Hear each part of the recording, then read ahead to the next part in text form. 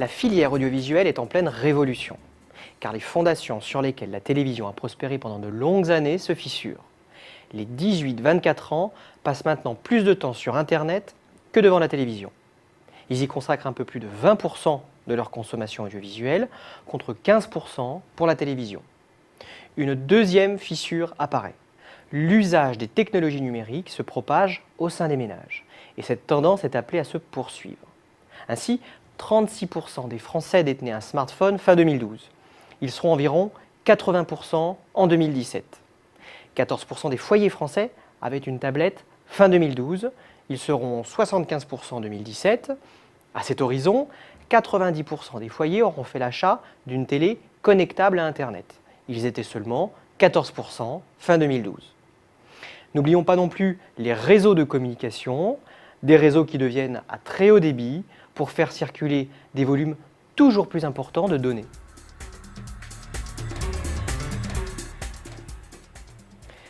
Mais cette révolution est pour le moment silencieuse. Il faut dire que la crise économique et la progression en trompe-l'œil de l'audience télé retardent la prise de conscience des professionnels.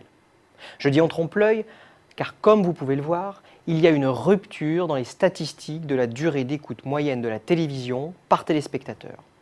Une partie de l'écoute différée a été intégrée en 2011 au périmètre statistique, créant une rupture avec le passé. Sans ce changement, la progression aurait été beaucoup moins spectaculaire, voire même peut-être en baisse. Une chose est sûre, le monde de la télévision bascule. Les 15-34 ans regardent de moins en moins la télé et les chiffres de l'audience des 7 premiers mois de l'année 2013 le confirment. Bref, les transformations s'accélèrent pour la filière audiovisuelle avec leur lot de menaces et d'opportunités.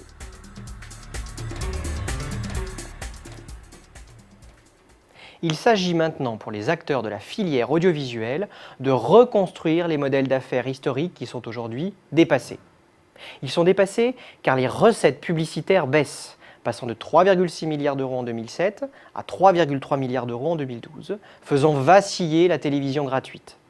Ces modèles sont dépassés car la capacité à faire payer aux consommateurs des abonnements chers pour des contenus exclusifs diminue.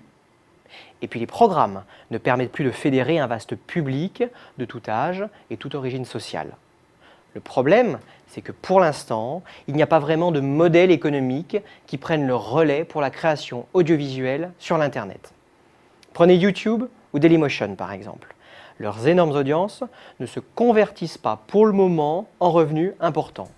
Bien au contraire. Même si l'avenir n'est pas écrit, nous avons dans cette étude tracé les grandes tendances qui s'affirmeront dans la filière audiovisuelle à l'horizon 2017. Je pense à la poursuite de la délinéarisation et de la fragmentation de l'audience. Je pense à la diversification des comportements de consommation audiovisuelle. Je pense à la coexistence d'une télévision pilotée à la fois par l'offre et par la demande. Je pense à l'émergence de métamédias, Google ou Apple pouvant par exemple tenir ce rôle. Je ne vais pas toutes vous les citer ici, mais sachez que dans cette étude, nous avons apporté un soin particulier à dessiner ces grandes lignes de force du futur de la télévision pour stimuler votre réflexion stratégique. Et nous l'avons fait dans un esprit de totale indépendance.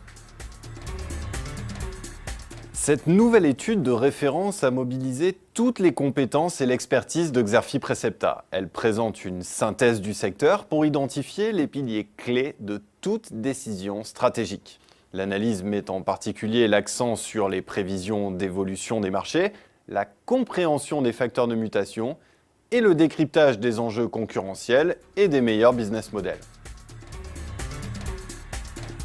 Pour faire de cette étude un outil de réflexion stimulant et efficace, elle est structurée en 4 modules, dont un en vidéo. Premièrement, la synthèse exécutive est opérationnelle, concise et percutante afin d'attirer votre attention sur les conclusions déterminantes de l'étude. Deuxièmement, le rapport d'analyse concurrentielle et stratégique met l'accent sur les grands enjeux du secteur. Il éclaire les stratégies des opérateurs et cherche à déterminer les modèles économiques performants. Troisièmement, le rapport Intelligence Data vous fournit les informations essentielles sur le marché, sa dynamique et sur les entreprises, avec des données sélectionnées et traitées avec une rigueur professionnelle. Quatrièmement, enfin, le Video Report est une innovation de Precepta qui va faciliter votre approche des principales conclusions de l'étude. Cette vidéo, d'une vingtaine de minutes, a été découpée en séquences courtes. Un directeur d'études vous présentera de façon vivante et graphique les piliers clés de la réflexion. Vous pourrez la visionner sur tout support et, si vous le souhaitez, la partager avec vos collaborateurs pour stimuler en réunion la réflexion collective. Pour prendre connaissance du contenu détaillé de l'étude ou pour la commander, je vous invite à vous reporter sur notre site xerfi.com.